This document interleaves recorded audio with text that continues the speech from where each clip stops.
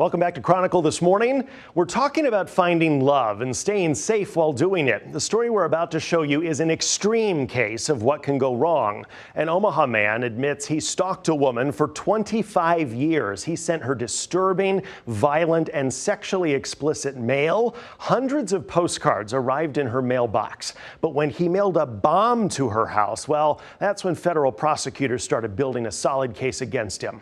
Chronicle's Julie Cornell investigates the stalker from the victim's perspective.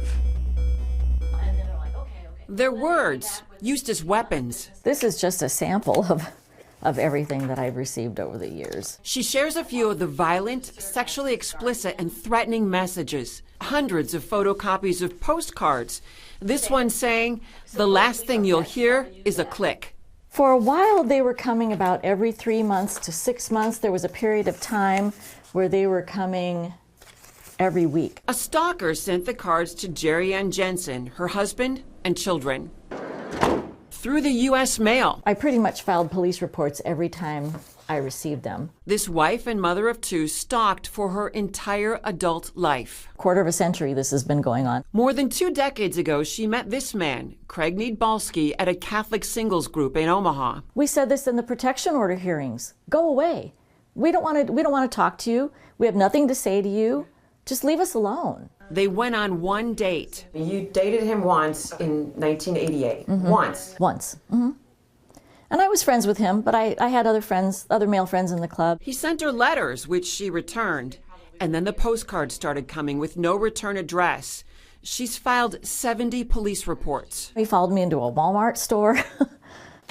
She's had 3 protection orders. The day before Tom and I were married, we were down at the courthouse applying for our first protection order against him because he was leaving messages on my voicemail at work. Years later, she tried to sue him for emotional distress. The problem was that the police said, well, we need to have physical evidence that he's doing it.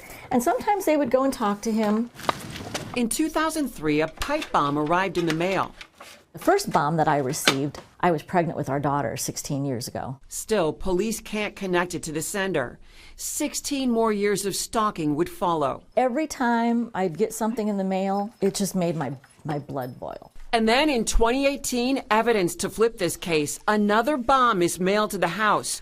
This time, the postal inspector tracks an altered postal barcode, a code uncovered in the guy's computer. U.S. Attorney Joe Kelly says it took a while, but the stalker is caught now. You can't hide. There's no secrets in the world of the internet. Do you think this guy was trying to kill you? It's one of those things where he leaves us alone for a while, but then he always comes back. All evidence points back to this now 61-year-old man. He's jailed and there's a plea deal in federal court. A judge sentences him to 4 years in prison for stalking and mailing the bomb. Basically, he just needs to rot in jail and never be able to stalk or harm me or my family. But the fear?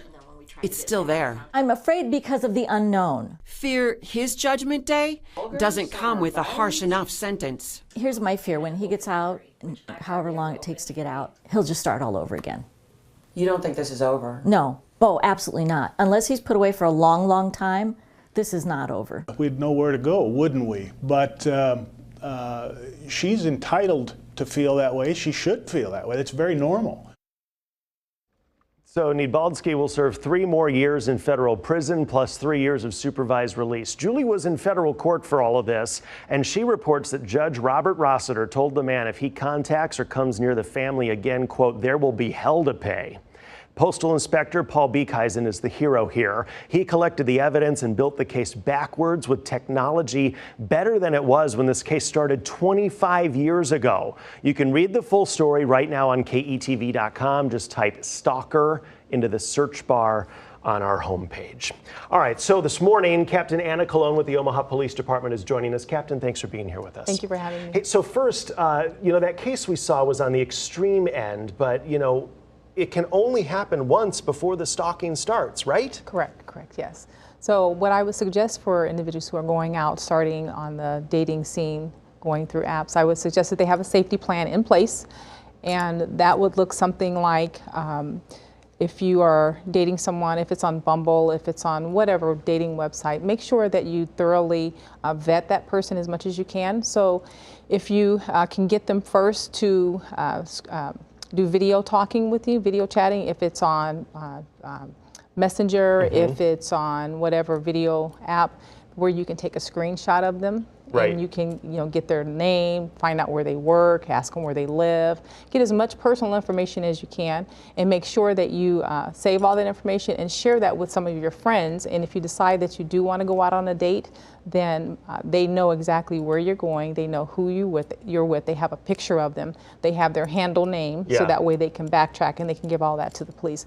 And on the flip side of that, when you're doing that video chatting, don't give them as much personal information on yourself that you're asking of them. Yeah. So, I mean, you talk about doing research on people. I mean, most people now, right, they have a digital footprint. It's very easy to use sites like Google or whatever to kind of do some background research on the person that you're going to go on a date with, right? That is correct, yes. And I would highly suggest and recommend that you actually do that. You can go through Facebook, you can type in their name, and more times than not, if they do have a Facebook profile, which the majority of people do, then you'll be able to actually see if that's that picture of them is accurate. Yeah. And one thing too, though, if you are just meeting someone and you ask them if they want to do a video chat and they're hesitant to do one, then maybe you want to rethink going out on the date with that person. Yeah, definitely. I've always liked to use LinkedIn too as a tool to kind of research people because that's a little bit more of a professional page, right? So you can find out where they work and all kinds of information that way. Yeah, I would also suggest that you stay away from a lot of the apps. You have the more professional dating sites out there. I would definitely not take a chance of meeting someone on an app and go the more professional route. So, I mean, essentially, right, at the end of the day, we're meeting strangers here on these things. And maybe it'll develop into a great relationship, and that's the goal, but everyone really starts as strangers. So I wonder if you have any tips on making sure that you have a positive date experience with a stranger. Right. As I mentioned before, you got to have a safety plan in place, whatever that looks like for you. So you have your best friend, you have your roommate, you have your parents or whatever. So I meet someone on the app or on a dating site, then I get as much information as I can. I take screenshots of their picture, of their handle. I give all of that to my best friend or whomever, and I let them know exactly where I'm going. And we have already a time set up that I'm going to check in with you every hour. Yeah. I'm going to try and be home by midnight. If I decide I want to stay later than midnight, then I need to be checking in with my friend and let them know I'm going to stay past midnight and this is why. And then once midnight comes, I want to make those regular check-ins as well. And everyone has a smartphone. You can always put on the Find My Friend app. Right. So that way my friend knows exactly where I am.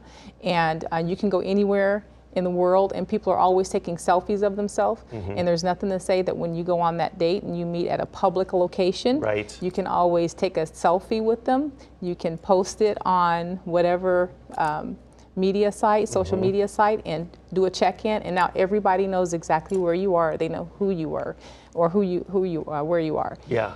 And you also have your safety word, in case something does go wrong, and you can, you've already let the bartender or your wait staff know that if I do, hand signal or say code word, then I need to be rescued. But most importantly, if you're uncomfortable with the date, then cut it off. Yeah. Always cut it off. I would always recommend that you meet in a public place, and it's always good to do public parking where you have to plug the meters, because if it feels like it's not going to go well, you can always use the excuse of that you have to plug the meter and then run out after an hour, and then you can just go. Just go. That's great. I can't tell you how many stories I've read too where it's not just maybe an uncomfortable experience on these dates, but it's an outright scam, right? There's scammers that are using a lot of these dating sites or apps to target victims. And I wonder if you have any advice for how to spot those instances. So a lot of times those dating apps do have a way that you can backdoor a video or a person's photo to actually see if that is them. Okay. So I would recommend that they definitely do that. So, and like we mentioned before, if you can get their name and you can Google their name or go through whatever social media sites and see if their name actually fits that person. Yeah, and I know you hear about this more with older folks who are meeting people online. If people are asking you for money and you've never met them before through one of these apps or services or whatever, that's really not a good sign, right? Yeah, that is really not a good sign at all. So if someone is asking you for money, if they're asking you to use your car, your vehicle, or your personal, intimate information, by all means, do not give that to them, because they're not looking at you for a date. They're looking at a personal gain, financial gain from you. Yeah. Okay, we talked about it a little bit, but let's say someone is on a date with a stranger and it starts to get uncomfortable. You're already in a public space because you took that advice and you're, at a bar or a restaurant with a lot of people around. How do you extract yourself from that situation easily? So if I'm on a date with someone and I'm uncomfortable with it, you can either let them know, I thought this was going to work, but our commonalities are not there, so maybe we just quit, call it off now. Yeah. Or you can excuse yourself, you can go to the restroom, you can then sneak out one of the side doors, or you can, like I said, have your rescue word in place, and the bartender or the wait staff can come in and pull you out of that situation. I suppose, if it keeps persisting, what do you do then next? So if the stalker, I'll use the word stalker, yeah. If they do persist and you've let them know that, listen, I want nothing to do with you, then it's important that if you tell them that you don't want to have anything to do with them, and they persist, then obviously the dynamics are starting to change. Definitely. And obviously the case with the gentleman that was stalking the young lady for 25 years, that is the far extreme. Yeah. Thankfully, that's the far extreme. And we don't have very many of those, at least not in this particular area.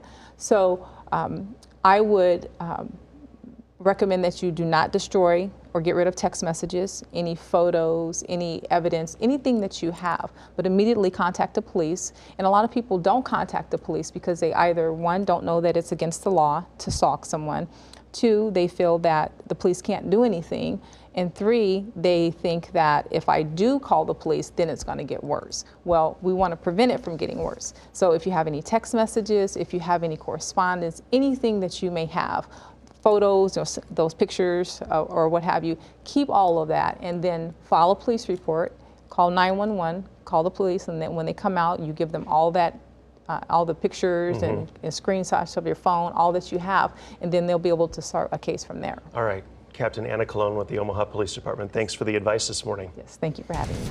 All right, still ahead on Chronicle, how much money do you think Americans are going to spend for Valentine's Day this year? Here's a hint. It'll top last year by billions of dollars.